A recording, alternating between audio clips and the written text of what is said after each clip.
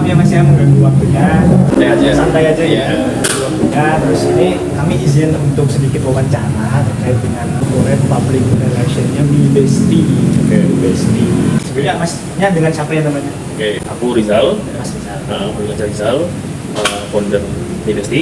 Kita ada 2 brand, Mi Besti dan Besti Grill. Mi Besti sama Besti Grill ya? Grill. Ya. Mi Besti ini ada berapa tempat Mas? Untuk saat ini ada 3 cabang. Di Purwokerto, Aji Barang, sama Cilacap. Tapi yang di Cilacap itu versi express ya. Versi Express ya. Berarti ada 3 tempat. Di Purwokerto 2. Banyumas 2. Aji Barang dan Purwokerto. Dari berapa lama ini Mas? Sudah 3 cabang. Kita berdiri itu Februari 2021, waktu itu masih pandemi ya. Waktu itu masih pandemi 2021, startnya di Aji Barang. Jadi waktu itu pun kita mulai dari Cloud Kitchen. Jadi Cloud Kitchen itu kita hanya jual melalui online. Ya, kita jual dari rumah. Kita jual dari rumah. Waktu itu hanya merekrut 1 karyawan aja.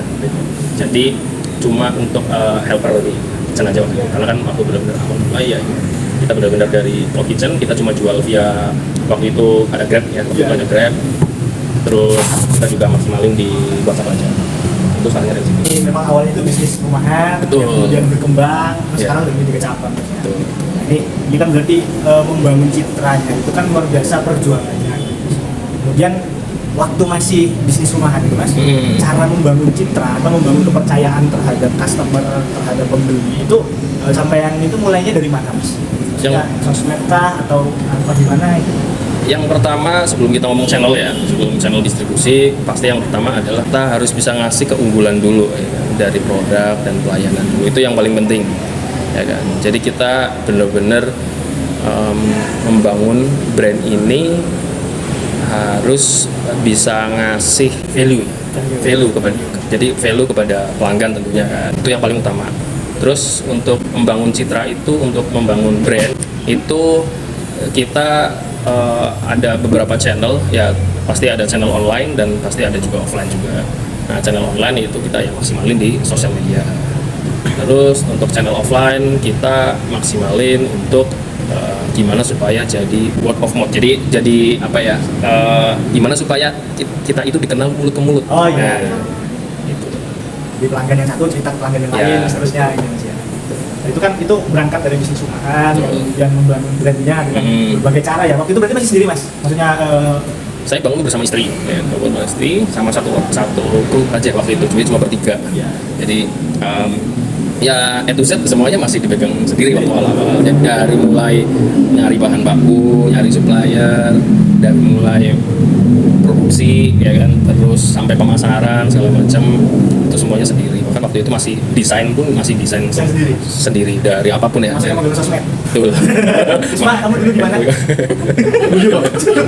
Ya itu awal-awal 1-2 bulan pertama lah gitu kan, kita ngelihat respon market dulu ya, ternyata respon market ternyata bagus ya kan, ya baru perlahan kita mulai hire, nambah kru lagi, nambah yang handle sosmed, nambah yang ya handle beberapa posisi, jadi kita bisa fokus ke hal yang lain gitu sih. Jadi dengan berbagai proses sampai dengan hari ini punya 3 cabang itu memang semuanya diawali dari kerja secara mandiri gitu ya Mas ya? Betul, itu benar-benar kalau dibilang tuh sebenarnya saya sendiri nggak ada background F&B ya, nggak ada background F&B, saya istri pun nggak ada background F&B, semuanya ya kita ya kalau otodidak lah, kita belajar dari brand lain, kita belajar menganalisa apa sih yang dilakukan brand-brand yang sudah terlebih dahulu besar gitu ya, ya itu kita mencoba belajar dari mereka, terus kita terapin ya alhamdulillah ya, sambil berjalannya waktu pasti ada sandungan lah ya, tapi dari situ jadi banyak belajar dan ya sampai sekarang pun masih terus belajar sih.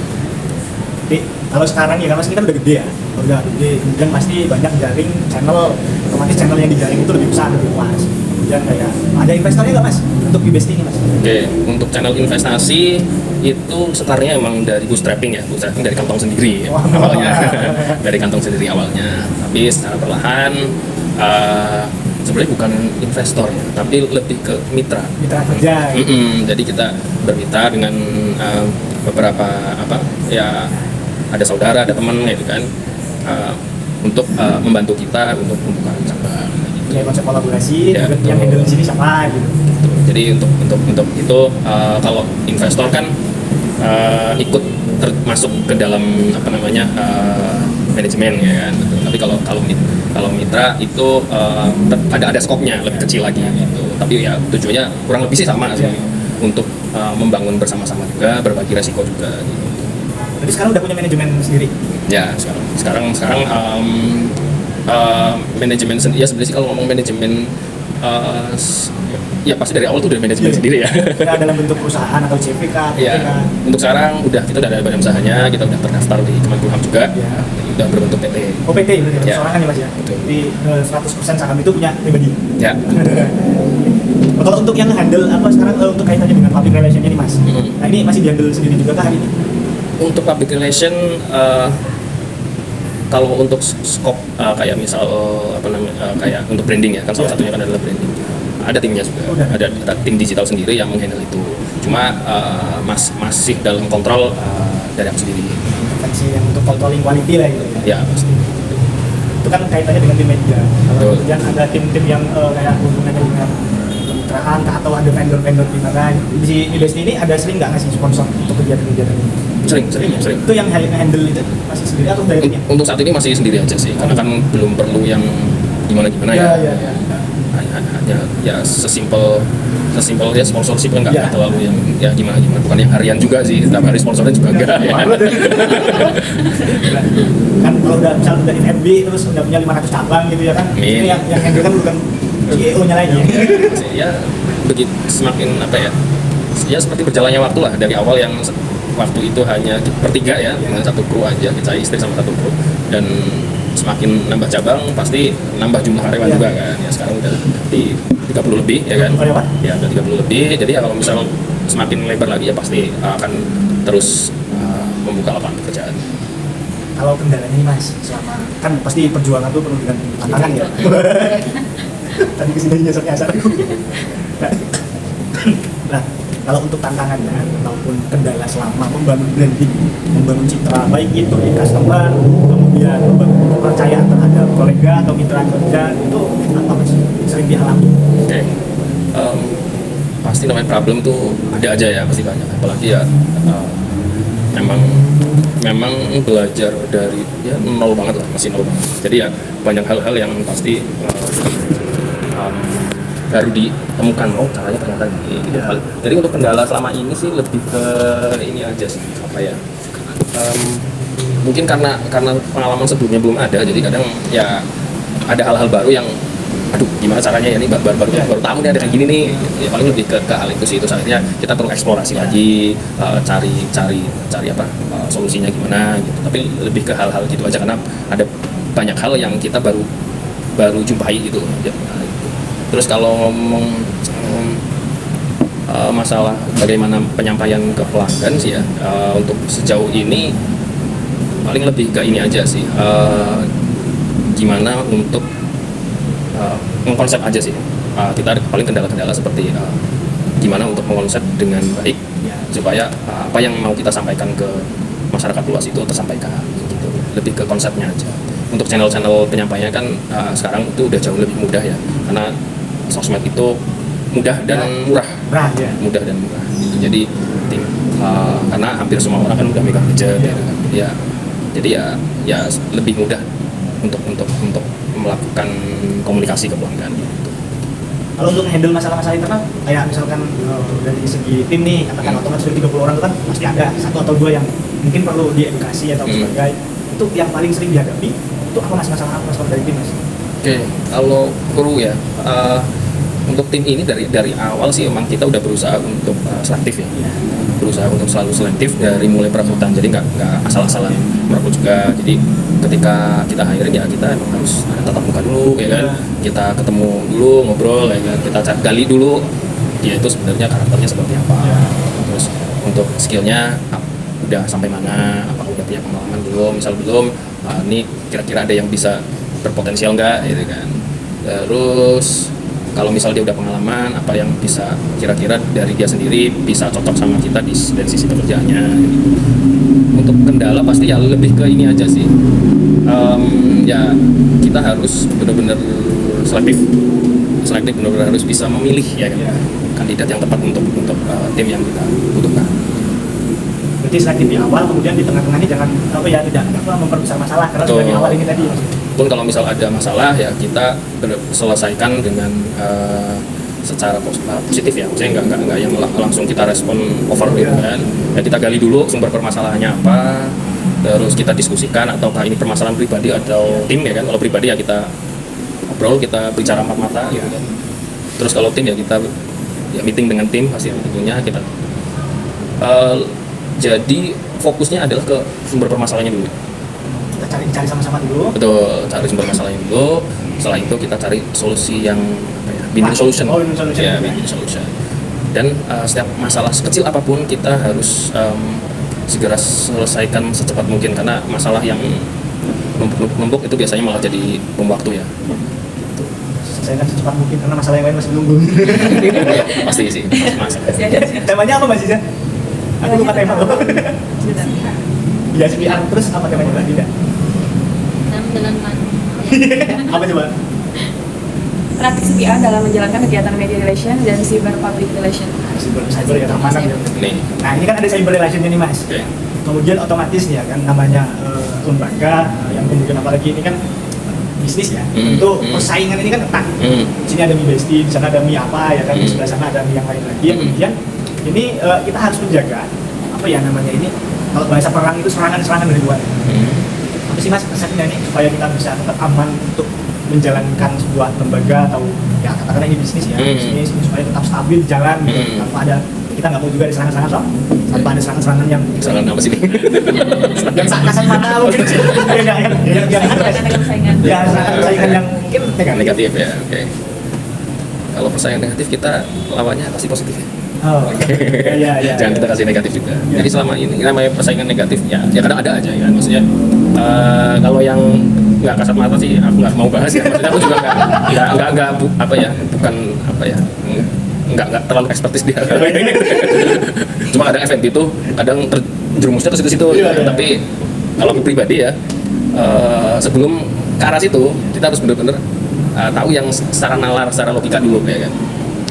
Ya kalau kayak kasus-kasus ada review negatif di di Google kan ada Google review ya. Nah itu pernah tuh ada serangan spam. Jadi biasanya ada buzzer Mas. ngasih bintang 1 tapi dalam jumlah banyak ya, bintang 1 jumlah banyak tapi akunnya tuh aku nggak jelas bukan akun orang gitu, nggak ada profil picture-nya, namanya juga kayak bukan nama orang gitu kan. Dan itu jumlahnya banyak banget waktu itu sampai waduh ini kok langsung drop ya kan itu kan akhirnya ngaruh ke ini juga citra pelanggan kalau misal dia lagi search di Google ya kan.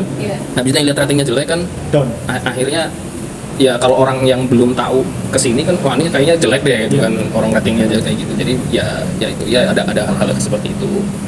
Terus ada beberapa yang komentar negatif tapi diulang-ulang, kayak komentar negatif diulang itu supaya dia naik ke atas terus loh. Jadi dia kayak di save posting, repost ulang gitu. Nah itu ada yang kayak gitu-gitu. Nah atasinya gimana Mas kalau dapat misal review negatif? Oke, sejauh ini emang aku udah nyoba lapor ya ke Google gitu kan, melaporkan bahwa rating review itu adalah spam gitu kan, atau bot gitu. Tapi memang sampai sekarang itu belum ada respon, maksudnya entah nggak di take down juga. Jadi untuk kalau cek masih itu review gitu. Cuma gimana sih untuk antisipasinya? Ya kita harus ngasih kualitas pelayanan yang prakteknya ya, yang konsisten, yang baik ya kan, supaya mereka pelanggan-pelanggan ini melakukan review rating juga yang benar gitu. Dan ya alhamdulillah review kita masih bagus, terjaga, dan waktu itu kita naik lagi. Ya sejalan dengan itu. Berarti konsistensi ini yang kemudian memunculkan eksistensi di Besti, baik itu secara offline ataupun online gitu. Betul. Lebih ke sana. Jadi kuncinya ya tetap kita harus bisa ngelihat diri kita sendiri, apa sih yang perlu diperbaiki, apa sih yang salah, apa ya soal evaluasi ya kan. Nah dari situ pasti hasilnya kan pasti akan jadi lebih baik kan. Nah, dan review-review itu pasti akan otomatis dari pelanggan akan ngasih yang sesuai dan secara natural. Mbak Cica punya ide mungkin? Punya tim buzzer gitu ya kan untuk ngasih bintang 5 Enggak sih. Enggak punya Mbak? Kita bikin. Kan ini, wanita. iya, kita jualan buzzer. Biasanya orang jualan buzzer kan yang buzzer ngasih rating rendah, disuruh perusahaan mana. Ini kita ngasih rating tinggi. Itu ada sebenarnya. Oh, ada buzzer. Ada saat itu, cuma aku nggak mau pakai itu. Pengen natural aja. Ya. Bahkan sampai follower di sosmed Iya. itu aku anti banget yang beli follower gitu. Ah. Atau maksa orang apa maksudnya? Ya bukan maksa orang sih, lebih ke apa ya follow itu nggak ada kayak gitu. Nggak ada yang kayak gitu ya. Itu Anda sering. Nggak ada. Jadi Cuma orang baik. follower itu aku pengennya yang natural. Percuma ngapain bukan apa ya? Misal itu akun bodong ya kan, bukan akun orang beneran. Percuma karena apa? Kita namanya sosmed itu kan kita maintain dengan ngasih posting ya. Tapi kalau yang postingan itu sampainya ke akun-akun bot ya kan percuma, mereka emang bisa beli kan nggak juga kan. Jadi ya daripada apa beli follower beli apa ya natural aja. Jadi kita fokus untuk gimana menyebarluaskan lebih masif lagi supaya lebih viral lagi. Ya balik lagi ke kualitas brand kita gitu supaya orang mau follow karena apa sih ya kan. Toh juga kan ya itu kita ingin menyampaikan ya kita pengen langsung ke target market kita gitu. Nggak mau yang beda target market, apalagi kalau misalnya kita mau nambah follower ya target market kita itu kan mahasiswa, anak-anak sekolah gitu kan. Untuk yang akun-akun yang maksudnya orang tua yang udah maksudnya udah 50 tahun ke atas kan bukan target market utamanya ya kan. Itu juga sebisa mungkin jangan malah jadi di insight-nya itu jangan sampai banyakkan orang-orang yang nggak sesuai target market gitu. Dan tujuan pengen punya real follower itu ya supaya terukur, supaya kita bisa ngelihat betul-betul apa yang kita lakuin sekarang tuh udah sesuai sama target market enggak. Keinginan market atau enggak? Iya. Sudah pernah nyoba ads belum mas? Udah. Udah ya. Berarti mainnya di mana kalau ads biasanya? Kalau ads ya di Facebook sama Instagram, TikTok juga. Tapi lebih sering di Instagram sama Facebook. Kalau boleh tahu mas backgroundnya apa mas? Background kalau pendidikan itu elektro. Background itu elektro, tapi emang seneng belajar hal baru ya kan. Ya. Jadi kayak marketing pengen belajar, IT pengen belajar, desain pengen belajar, finance pengen belajar. Ya apa aja lah, belajar apa aja lah gitu kan. Apa yang ya bisa Hal baru yang bisa untuk berkembang gitu ya. bisa upgrade terus gitu ya.